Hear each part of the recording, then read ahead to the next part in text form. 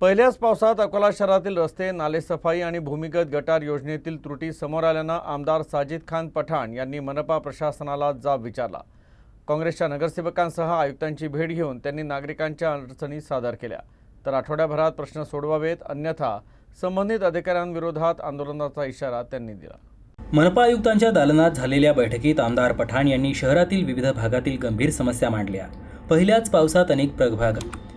पावसात अनेक प्रभागांमध्ये नाल्याचं पाणी थेट नागरिकांच्या घरात शिरल्यानं प्रशासनाच्या नालेसफाईच्या दाव्यांची पोलखोल झाल्याचं त्यांनी स्पष्ट केलं। अनेक ठिकाणी चिखलाचे साम्राज्य पसरले असून नागरिकांचं दैनंदिन जीवन विस्कळीत झाल्याची तीव्र नाराजी त्यांनी व्यक्त केली। भूमिगत गटार योजनेअंतर्गत ज्या रस्त्यांच्या बांधकामासाठी कोणताही निधी मंजूर नाही असे रस्तेही कंत्राटदाराने खोदून ठेवले आहेत। त्यामुळे नागरिकांना ये जा करताना प्रचंड त्रास सहन करावा लागतोय।